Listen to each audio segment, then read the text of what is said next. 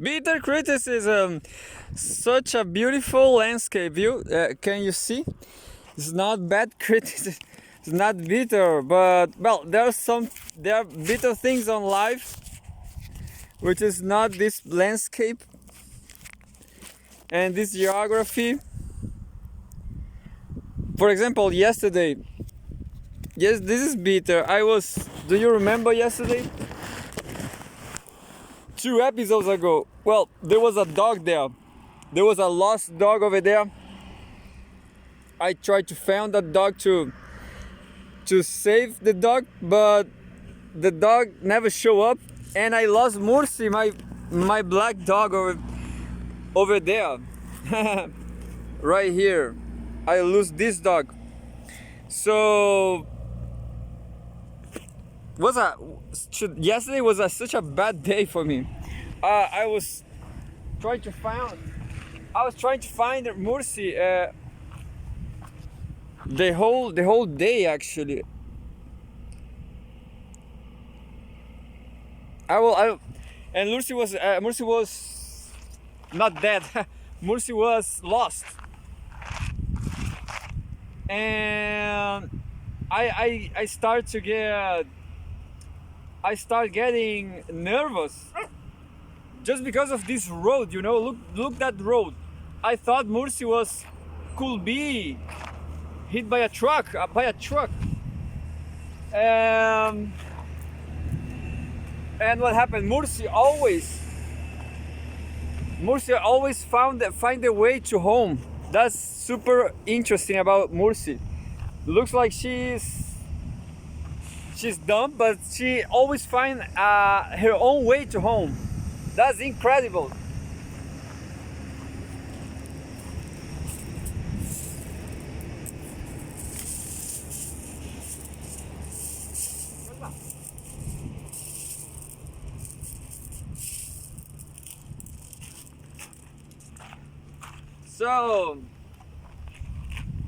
So it was a bad day because I was there trying to find Mursi, and that is not urbanized, That is over there. This is a road. It's just a road. There's no urbanism. It's not for people.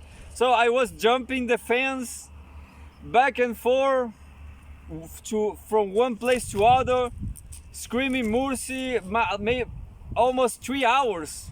3 hours screaming for Mursi. And then she is just fooling around. She found the way alone, She made it alone. And she did, and there she is. Mursi. Well, it was terrible because I was worried about Mursi's life.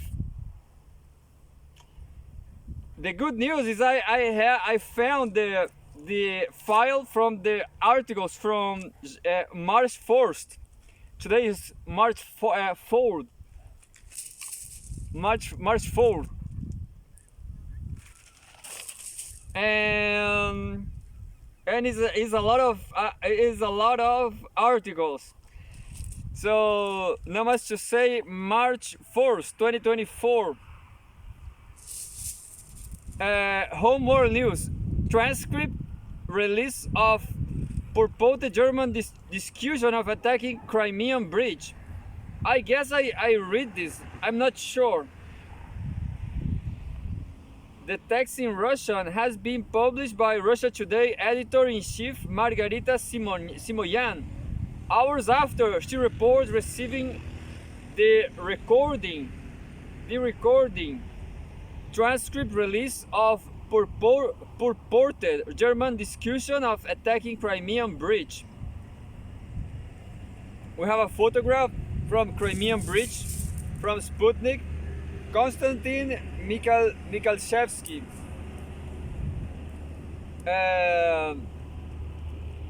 The full text of what is claimed to be a discussion by senior German military officers on how to attack the Crimean bridge in Russia was published by Russia Today editor-in-chief Margarita Simoyan on Friday. She reported that Russian security officials had leaked the recordings hours earlier and has pledged to release the original audio shortly. Yeah, but well, I don't care about this news because everybody knows that. I mean, it's not clear why Germany is suiciding, is destroying themselves. I have better articles about that, about the Russian economy, well, the German economy. But this is just details, you know. Yeah, so definitely Germany will do this kind of things because they are from NATO, they are US vassals. That's it. They are. I was listening to some podcasts on YouTube. People say that Germans. This is a funny joke. What happened if Germans will do a social revolution, a communist revolution? They will take the tram. They will pay the tickets, and that's it. And they will wait. Just wait. They will. In order to make the communist revolution in Germany, Germans will pay the tickets and wait, and that's it. Russians instead, they will kidnap the engineer of the tram, understand?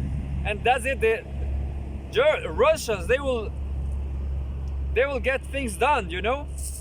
They will do the revolution. Germans are too obedient. That's the question about Germans. That's just a joke. You can find more jokes on a lot of podcasts on YouTube. But anyway, so I have a better news.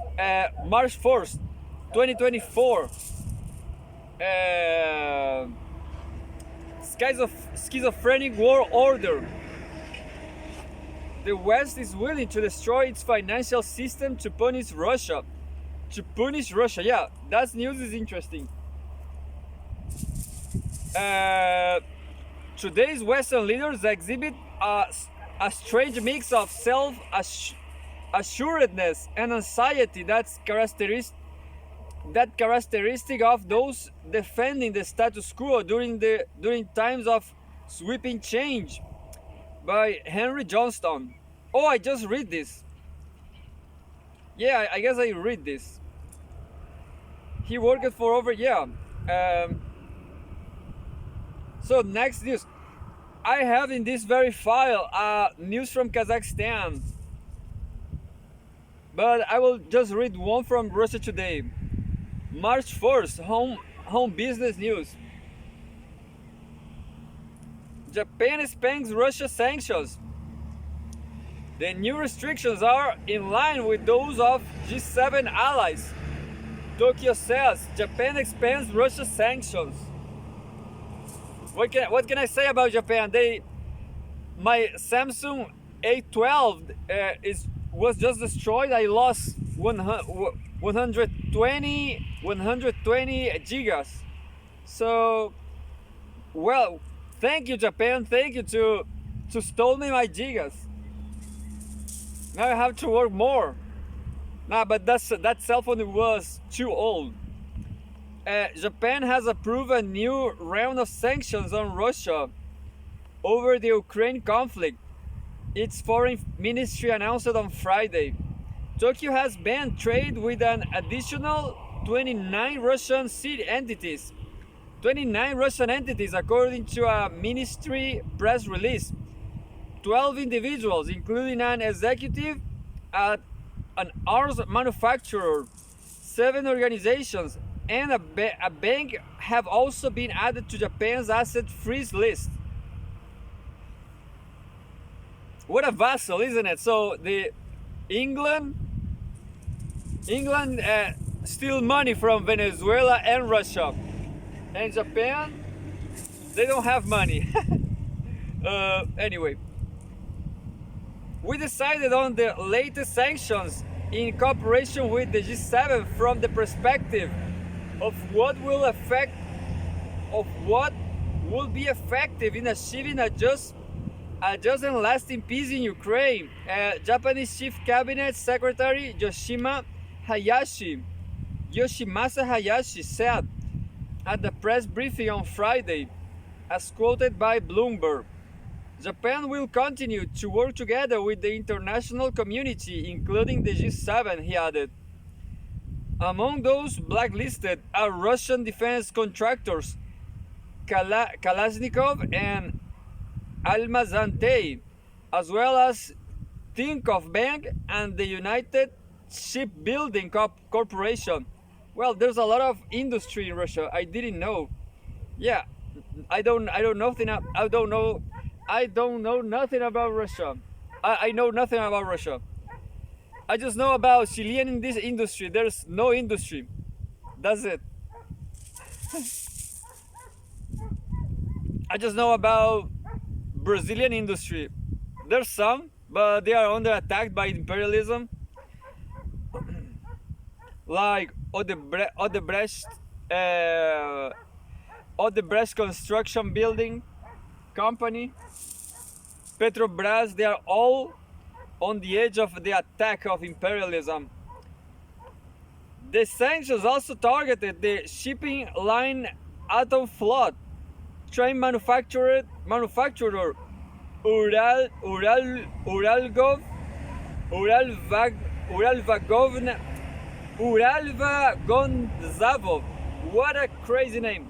Uralvagonzavov. Asphalt supplier Basalt, aircraft engine maker Aviadvigatel, drone maker Aeroscan, sensor maker Neva Electronics, semiconductor supply Angstrom, and other companies.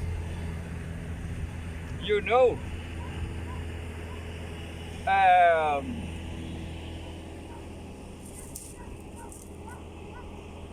all these companies, they came from the Soviet era. I know that the Soviet Union was full of large state companies in space technology and stuff, and that's it. So that's why Russia has a lot of industry like those.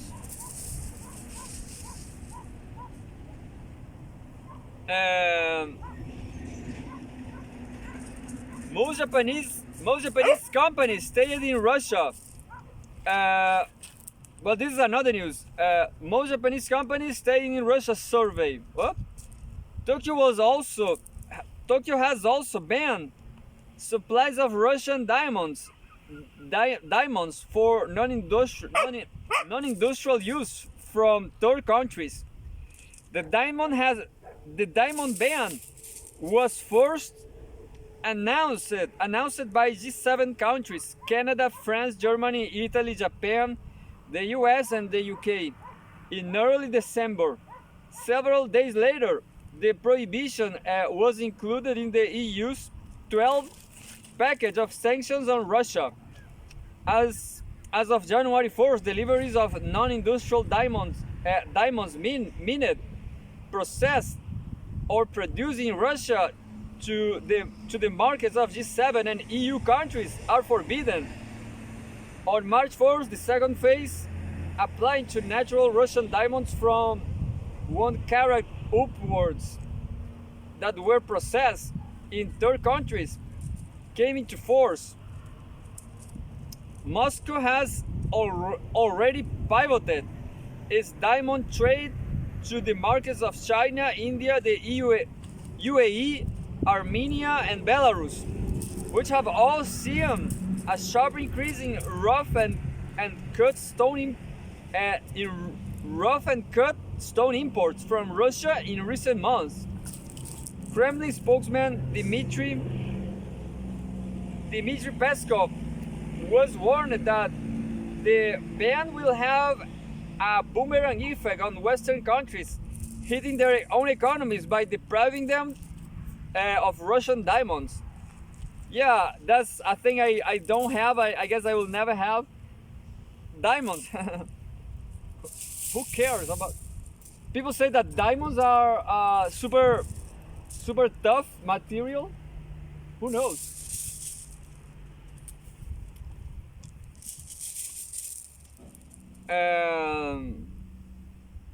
So yeah, well, creepy news. I'm gonna, yeah, not so interesting. I'm gonna jump to the Kazakhstan news. Cuba accuses U.S. of inventing spy threats. U.S. pushing G7 members on tapping frozen Russian assets. So, not so interesting. Not so great. Not so. Those news from Russia Today. Well, I just went to Russia Today website. I just went there and take a lot of news. That's it. This is not from Timur Fomenko yet. Timur Fomenko is. I will say that. I will say again. Pepe Escobar is different. You know, he write a lot, work a lot.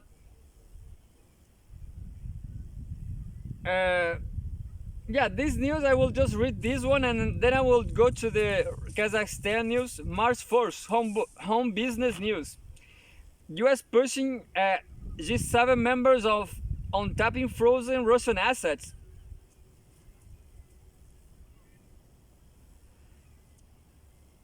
Western allies are looking for viable options to expropriate the funds.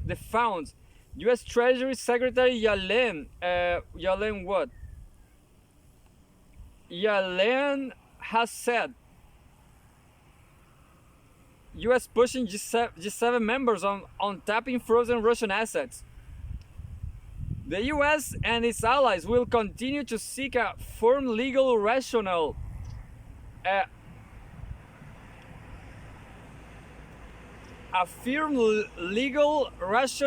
to underpin plans to confiscate Russia's assets abroad. U.S. Treasury Secretary Janet Yellen told Reuters on Thursday. Yellen said that any such action will need an Arctic legal basis shortly after a meeting of the group of 20 finance ministers in Brazil, during which she failed to seal a deal to aid Kiev using Russian funds.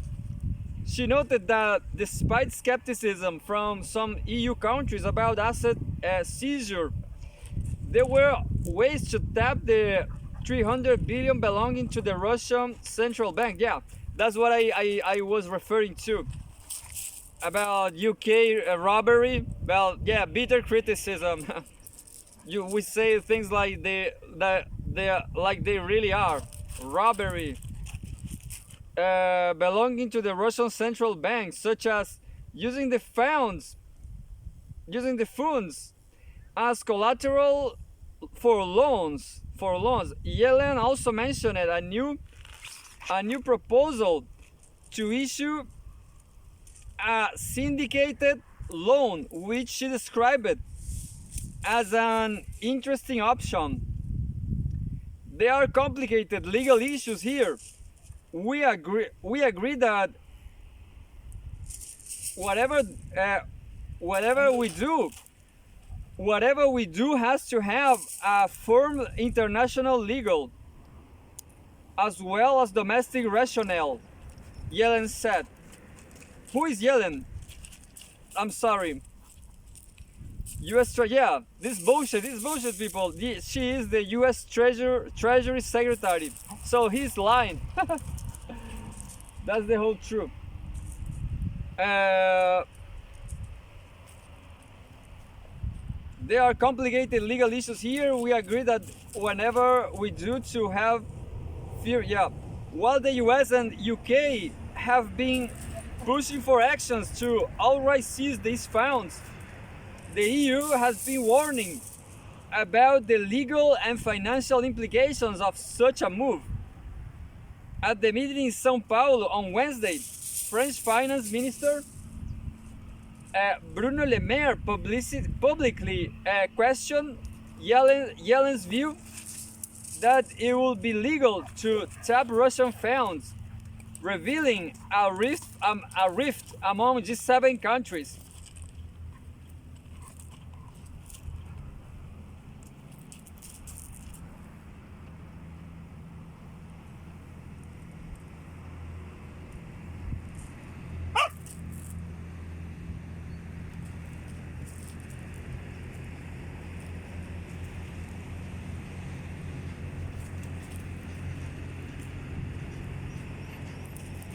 I lost this news too.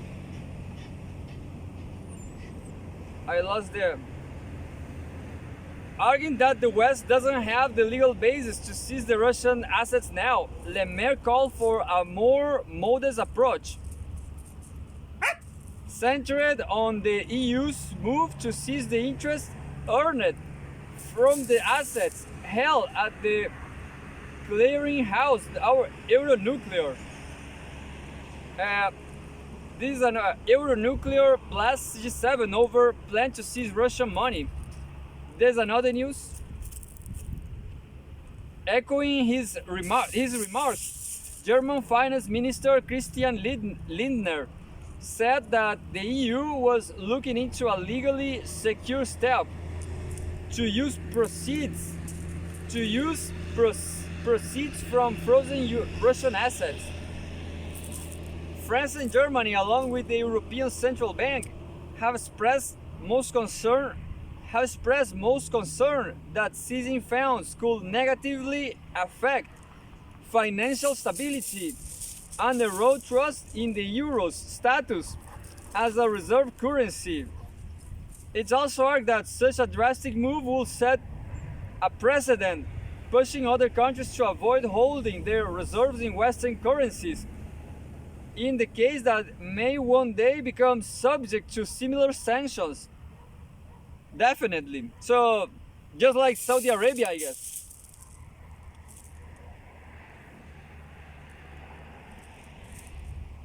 While admitting it was critical not to put a risk to the work of Euroclear, which holds most of the Russian sovereign funds, Yellen said she challenged Le Maire to help develop the workaround sought by G7 leaders in time for their June summit in Italy. She added that G7 members had urged their staff to come up with as many viable options as we can and to analyze both the benefits and costs associated with them. Moscow warned it will respond in kind if the West went through with threats to confiscate Russian assets. In a recent interview, Finance Minister Anton Silvanov noted that Western states themselves still have equivalent assets in Russia that could be jeopardized if the frozen funds belonging to Russia are tapped. I don't understand 100% this term. Jeopardized is like robbed too. I guess they will be robbed. They will be controlled. They will be under predation. You know, they will predate.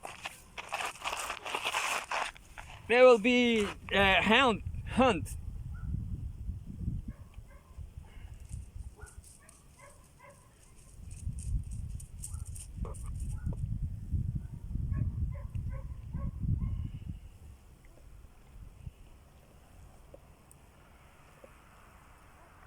Then we have more news from Russia today. March 1, all this is from March 1, this file. Home India. India easily world's fastest growing economy. Yeah, this is the last one, and then I'm going to Kazakhstan. India easily world's fastest growing economy. EMF. The country's GDP surged 8.4% between October and December 2023, data has shown. India easily world's fastest growing economy, EMF. File photo India, West Bengal, Calcutta. flower market next to Howrah Bridge.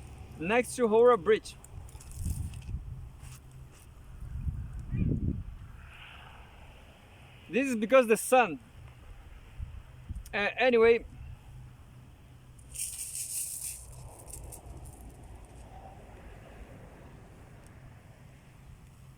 Adrian Pope is the photographer. India is the world's fastest growing economy, and its expansion is in the final quarter of last year exceeded expectations, according to International Monetary Fund (IMF) Executive Director Krishnamurti Subramanian. I thought it was Macau because of tourism. Is what I saw on Pepe Escobar's Telegram. But anyway, I guess Macau is not a large economy. Indian gross domestic product (GDP) grew 8.4% between October and December 2023, representing the fastest pace in 6 quarters.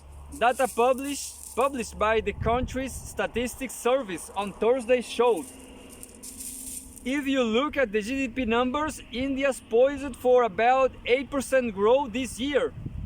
That makes India easily the fastest growing economy in the world, Subramanian said. The 4-quarter expansion reflects strong private consumption and unmet manufacturing and construction activity, exceeding Reuters' estimates of a 6.6% growth. The Indian government has also raised its GDP growth outlook for fiscal year 2023-24 from 7.3% to 7.6%. Subramanian attributed the Indian economic growth to a shift in the government's focus toward higher capital expenditure, which has increased significantly over the last few years. I do expect the focus on capital expenditure to continue, and the fiscal math also is looking very responsible, he added.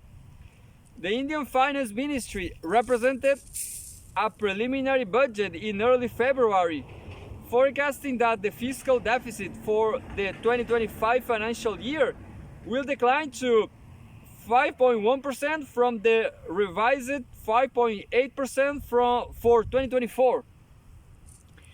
The ministry also highlighted the government's plan to boost spending on infrastructure.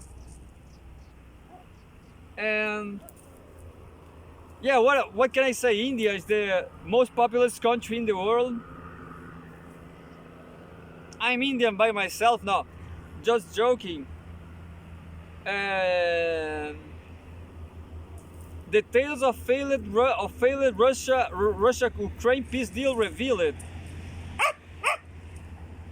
Russia must stop hostile EU countries catching on sanctions, official. This is the last one, I guess, yeah. Mass deliveries of wine and whiskey to Russia via the hostile Baltic nations.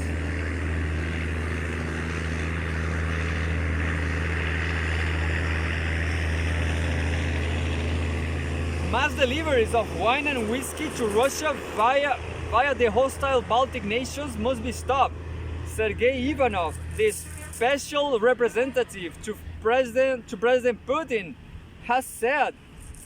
There is no need to impose an embargo on imports from unfriendly countries, however, he added. In an interview to the Russian 24 TV channel on Thursday, Ivanov, whose remit includes environmental protection, ecology, and transportation, said that wine and whiskey are imported in large batches to Russia via Latvia and Lithuania, despite the sanctions. We allow the Baltic ports to profiteer as our expense, Ivanov said. These harbors only exist thanks to cargoes from to or for or from Russia. He added, Latvia, a vocal supporter of Ukraine and the sanctions against Moscow, became Russia's top supplier of whiskey last year, out, outpacing all other exporters combined. RIA Novosti reported earlier this month, citing industry data. According to Western experts, since the start of the EU sanctions campaign against Russia in 2022, the small Baltic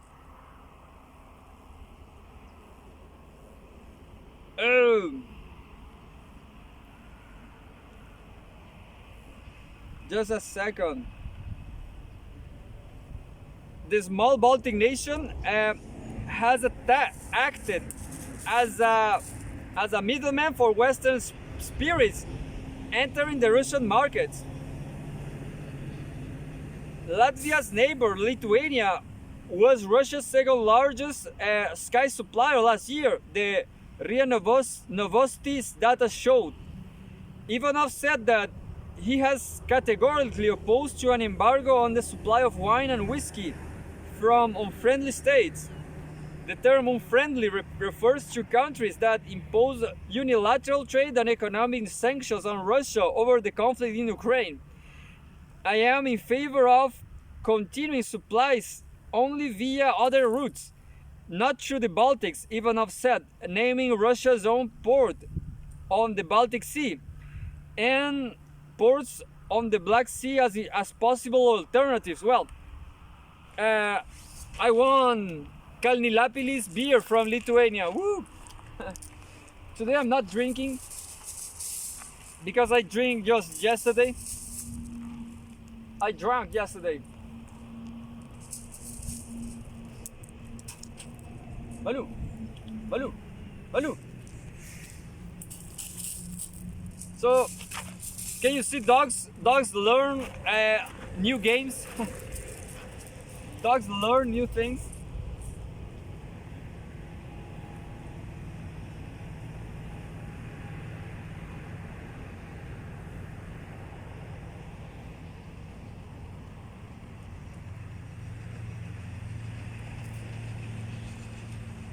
Home Africa, peacekeeper begin leaving conflict-torn Africa state. I will not read the Congo. Maybe I will. I'm not sure. Yeah, I will read an African article. Ooh, what a progressive guy! What a progressive journal. But I will. This is the very last one. I'm more into Kazakhstan. Now I will go right to Kazakhstan now. Come on, people, let's go to Kazakhstan now. Woo! Forget about Africa. Now, I like Africa. I like Africa babies. I like Africa woman. I like black woman. Maybe Congolese too. But I guess Mozambique is the best country, I guess.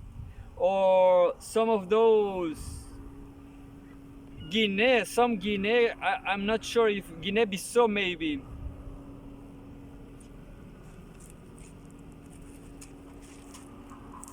A lot of news. This news is interesting. Maybe I will read it. I will read it in the end. February 29. Home entertainment. Art knows no boundaries. Will Western audiences see the new Russian blockbuster? The co-creator of the film Air gives an interview on Russia to Russia Today, discussing the performance of Russian culture and connections between artists. Art knows no boundaries. Will Western audiences see the new Russian blockbuster? Who knows? I saw a movie from, I guess I saw some Russian movie, and it was all about how the Soviet Union was bad, you know. I guess that that is very normal in art. For example, that the life of the others, La vida de los otros, is a, for example, is a German movie that basically said that communist Germany, Eastern Germany was terrible. So what this I don't like that much, but they are good productions. But the question is, they are propaganda, anti-communist propaganda, and I guess Russia is still doing that. We have another news. Ukraine is a matter of life and death for Russia, diplomat. For the US, the conflict is a lucrative business project. Dmitry Berishevsky has said, yeah, that's it. So a lot of news.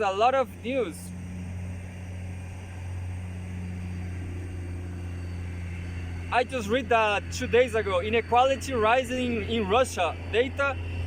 Nearly 30% of total income went to 10% of the population last year, according to Rosstat. Inequality rising in Russia data.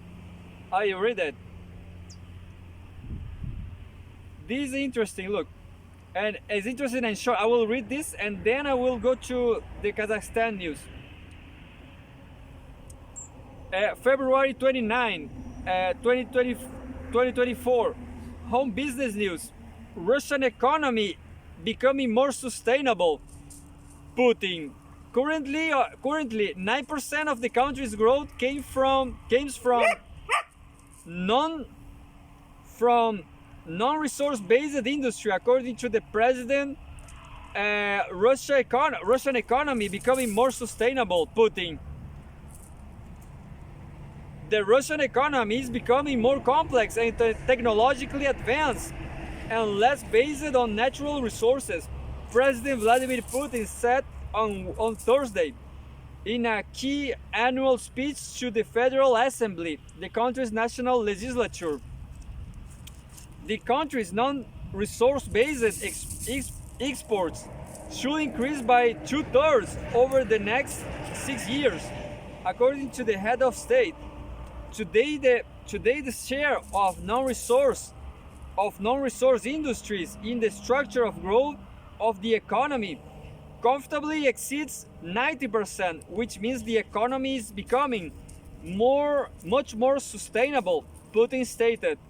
Today, Russia is the largest economy in Europe in terms of gross domestic product, at purchasing power parity, and the first and the fifth largest in the world, he said.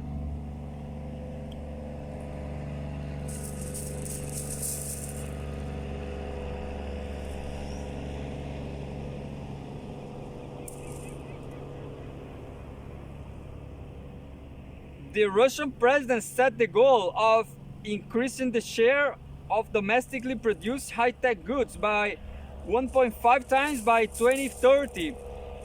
It is important to increase the production of consumer goods, medicines, vehicles, as well as other products, he stressed.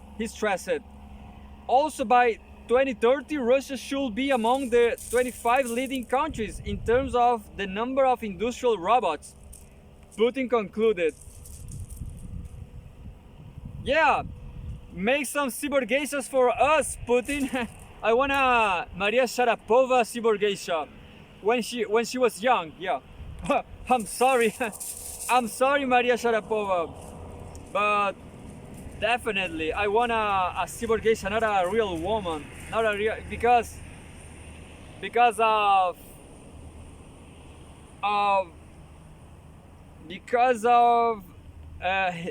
human behavior, you know.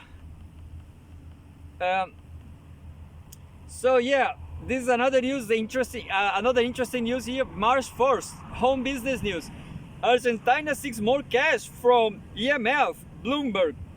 The Latin American country already owes the fund some $44 billion. Argentina seeks more cash from IMF. What a dumb people. What a dumb people. Yeah, Milei. Maybe I will come, well, this is the last one, I promise, the very last one. And then I will go to Kazakhstan, I promise. Argentina seeks more cash from EMF. Bloomberg. President of Argentina, Javier Milei, gives a speech after his inauguration ceremony at Casa Rosada Presidential Place on December 10, 2023 in Buenos Aires, Argentina. This is the photograph. Argentina is in talks with the IMF over a new aid program designed to accelerate the process of exiting from capital controls, Bloomberg reported on Thursday, citing a senior government official. The IMF is pushing the government to let the currency devalue faster under its so-called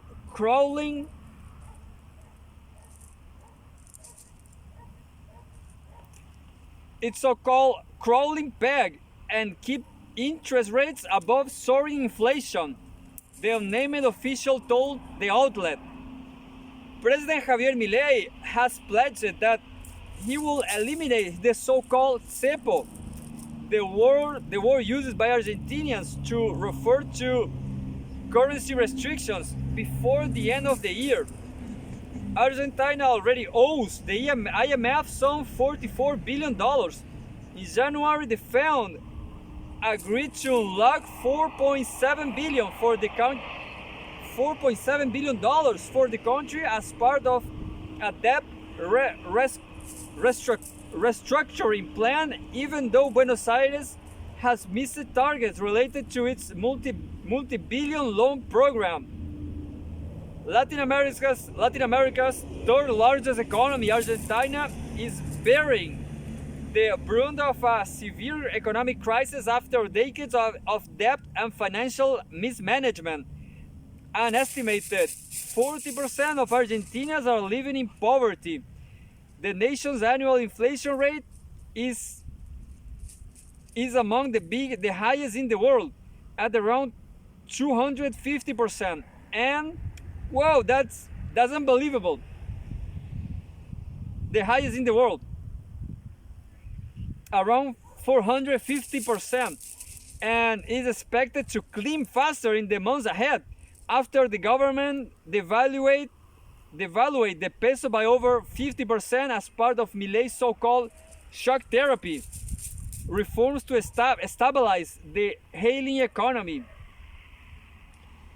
I'm sad because I have there's a Brazilian woman that study in Argentina. She study medicine over there, and I love her, but I'm sad just because of her. And well, yeah. So I don't know what to say about Argentina, about Argentinians. What a stupid bitches. What a stupid shit. That's why YouTube don't like me, because I tell the truth. Argentinians are stupid. Shortly after taking office in December, the self-described anarcho-capitalist Milei has embarked on a dramatic cost-cutting drive to turn things around. The reforms slashed over protections, deregulated industries, and cut energy and transportation subsidies, among other things.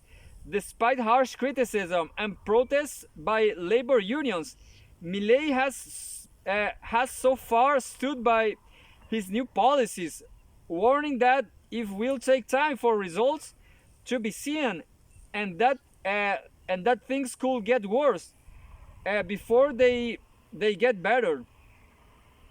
Anyway, so all this Argentinian problem it goes back to the 2000s, to the 90s actually, and is not related to the Pet Shop Boys. It has nothing to do with Pet Shop Boys.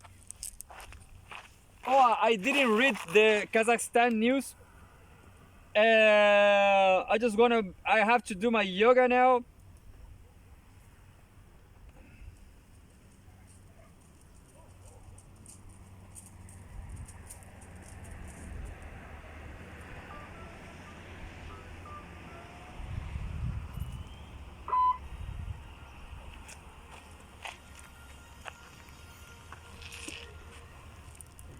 I have to. So, yeah, I don't know what to say about Argentinians, about Latin people. I don't support them. I am one of them, but I hate this subcontinent. I hate this territory. They are ultra stupid. Milei,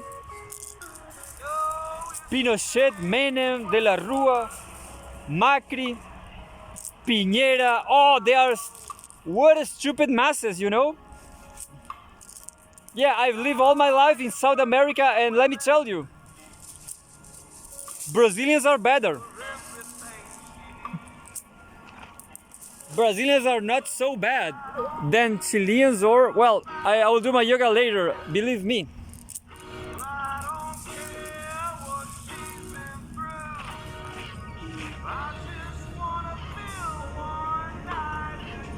Go, go, go, go! Go!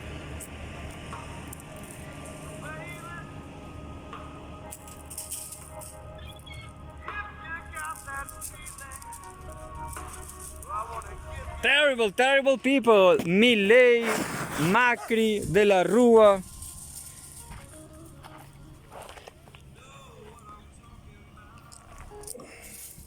What a losers, those Argentinians. What a dumb bullshit. But yeah, I like some Argentinians like Facundo Campasso. I'm a huge fan of him. But that's it. There's not much to say about these guys. Well, there's a soccer channel too, which I don't remember now. There's a lot of Argentinian YouTubers that, well, I'm so sad about them.